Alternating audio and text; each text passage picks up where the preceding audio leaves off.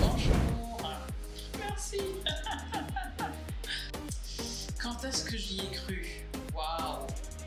Je dois dire que ça remonte peut-être à une dizaine d'années.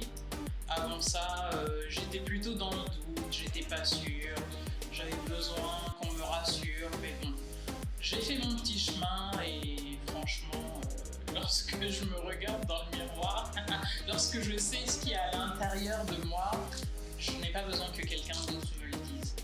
Très bien, parfaitement bien, apaisée par rapport à la personne que je suis. Une de mes premières expériences pas très agréable, dois-je dire. Je pense que tu sais que j'ai passé ma petite enfance en Europe. Donc dans les années 80, c'était pas vraiment évident pour quelqu'un, pour un afro-descendant, on va dire. Une fois, j'étais partie en colonie de vacances, donc au ski, avec mes camarades de l'école, donc blancs, on était au primaire. Et là, il y a un de mes camarades qui a eu des touffes. Et la monitrice passe en revue tous les enfants, donc on était à peu près une centaine, tous les enfants, elle regarde les cheveux pour savoir est-ce que tel a été contaminé ou non. Et arrivé à mon tour, la monitrice n'a pas voulu le faire. Elle m'a dit « Oh non, toi tes cheveux sont très foncés, donc si jamais t'avais des poux, je le saurais tout de suite, donc pas la peine que je vérifie. » Et moi, on est passé à côté. Et là, ça a été une expérience qui a été assez choquante. C'était comme un coup, en fait. Parce que là, j'ai compris que je n'étais pas comme les autres, j'étais différente. Et par rapport à ça, je pense que beaucoup de choses se sont forgées à ma personnalité. Mon inspiration beauté, j'en ai pas vraiment eu, à vrai dire. Il n'y avait pas une star ou une actrice vers laquelle je regardais, je me disais oh waouh, je veux lui ressembler ou je sais pas trop quoi.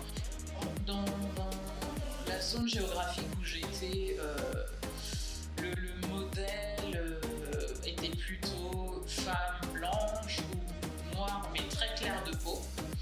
Donc les personnes de ma carnation n'avaient pas spécialement leur place dans, on va dire, 80, 90, début 2000. C'est début 2000 qu'on a commencé à avoir un petit peu une représentation de nous, je veux dire les blacks un peu plus foncés, et de manière non péjorative en fait.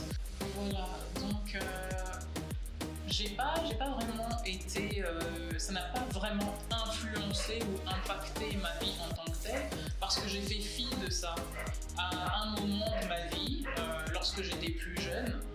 Bon, j'étais plus focalisée sur autre chose, les études, réussir. J'étais dans un contexte où, en tant que descendante d'une certaine génération qui venait de l'immigration, j'avais plus de challenge, j'avais besoin d'une réussite plutôt scolaire d'abord avant de m'affirmer dans autre chose. Donc ça m'a pas vraiment impacté l'image qui était véhiculée à l'époque, la perception des autres. Je ne pense pas, j'essaye de me remettre en question, je ne pense pas avoir perpétué ces standards-là. Je ne pense pas, ou peut-être malgré moi, j'ai peut-être dû avoir des commentaires sur oh là là, waouh, ses cheveux sont trop beaux, ils lui arrivent à la taille, ils sont frisés, ils sont lisses, c'est magnifique, et pas avoir le même commentaire par rapport à une personne qui portait magnifiquement son afro. Mais ça, c'était avant. Dieu merci, ça a changé, et tout ce que je peux dire, c'est que la manière d'être belle, en fait, vient, tu vas trouver ça tellement cliché, mais ça vient de l'intérieur. Si on ne se sent pas belle nous-mêmes à l'intérieur, c'est pas parce qu'une personne de l'extérieur vous le dira qu'on le sentira forcément. Donc en fait, c'est quelque chose qu'il faut cultiver et laisser s'épanouir à l'extérieur. C'est une force qui vous prend et que vous projetez à l'extérieur, et vous faites vivre au monde votre beauté à juste ça en fait. Alors je dirais le fait que ma manière de penser, les idées que j'ai défient un petit peu ce que l'on attend de moi. J'ai des idées très arrêtées sur certains sujets et on ne s'attend pas peut-être à une position aussi arrêtée pour une femme. Ici, il faut faire très attention à la manière dont on véhicule le message, sinon c'est perçu automatiquement comme une agression, comme ok, c'est une femme qui veut montrer qu'elle, je sais pas moi, qu'elle n'a pas besoin d'une certaine tutelle, etc. Donc il faut faire très attention à la manière dont on pose son image ici, c'est différent. Le déclic s'est fait progressivement en fait. Je me suis rendu compte que je ne me voyais pas avant. Pas dans le sens je me mets devant le miroir et je me vois pas, non. Je ne me voyais pas la beauté qui résidait à l'intérieur de moi. Et bizarrement, tu vas me dire, c'est le fait d'être confronté à certaines situations au travail, le fait d'avoir vécu des expériences, le fait de m'épanouir dans ma profession qui a fait que j'ai commencé à me voir avec un décalage, de manière extérieure à moi-même. Et je me regardais et je me disais, ok, pas mal. Pas mal je ne dis pas mal du genre, ok, waouh, belle fille, non, pas mal. Cette fille dégage quelque chose, cette fille a du potentiel. Si je n'étais pas moi, j'aurais aimé savoir qui je suis. J'aurais aimé me découvrir et en apprendre plus. Ma vision de la beauté, qu'est-ce qu'elle dit de moi? C'est tout simplement l'acceptation. Il faut s'accepter comme on est, tout simplement, point. Donc, je vais te raconter une anecdote par rapport à ça. Donc, il y avait un collègue qui est venu d'une filiale de mon travail, donc une filiale internationale qui est venue. Et il était là depuis 2-3 semaines, on bavardait de temps en temps, etc. Et un jour, il est venu dans mon bureau et il m'a dit, tu sais quoi, il fallait que je te le dise, tu es quelqu'un qui est type. Je ne m'y attendais pas. Avoir ton style vestimentaire, tu es très fashion, tu es très girly. Je pensais que c'était juste, ok, t'es un pot de fleurs, sois belle et tais-toi et voilà. Il me dit, il y a vraiment beaucoup d'intensité, c'est vraiment profond. Ce que tu dégages, qui tu es, et je suis contente de savoir ça de toi. Je me suis dit, ok, d'accord. Bon, personnellement, moi, je m'habille, je vais au boulot de la manière dont je me sens à l'aise, on va dire. Je suis assez féminine dans ce que je fais. Ça dépend aussi de mes humeurs. Donc, mon style vestimentaire va correspondre à mes humeurs, comme la plupart des femmes, je pense.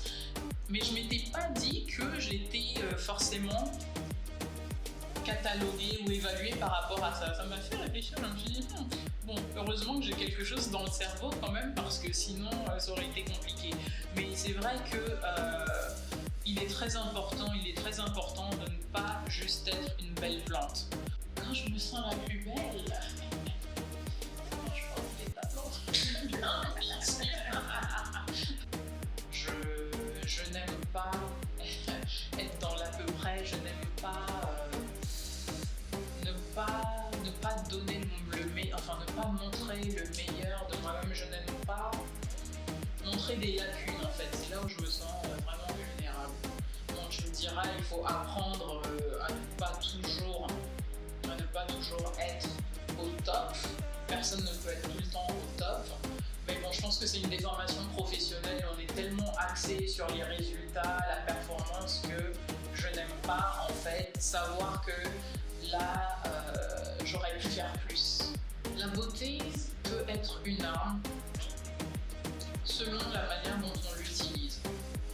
La beauté peut être un tremplin, mais la beauté avant tout, c'est, comme je l'ai dit, c'est quelque chose de subjectif. C'est quelque chose qui vient du très fond de soi-même et qu'on offre au monde.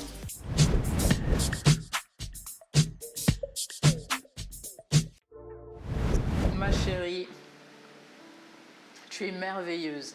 Tu es belle, je te le dis tous les jours. Il n'y a pas un seul jour où je ne te le dis pas. Tu es merveilleuse, tu es belle. Quoi que tu fasses, quoi que tu décides, quoi que tu entreprennes, ça sera toujours bien. Tu ne pourras jamais te tromper car tout ce que tu fais représente ce que tu es. Donc tu réussiras toujours. Ne te fais pas de soucis, ne t'inquiète pas. Tous les critères, tous les clichés que tu vois dans tes dessins animés auxquels tu ne ressembles pas, sache que ce sont juste des images qui correspondent juste à une fraction d'une certaine population. Tu es bien plus que ça. Tu es belle. Au-delà de toute mesure, tu es belle à un point que tu ne peux même pas l'imaginer. L'âme qui est en toi te donne cette beauté, te donne ce rayonnement. Ne t'inquiète pas que ton nez ne soit pas comme si, ne t'inquiète pas de ne pas être aussi claire que certaines parce que tu commences déjà à me parler de ça.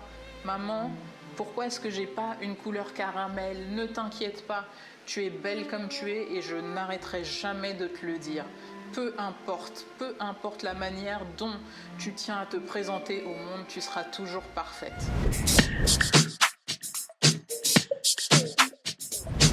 Jamais sans fond de teint.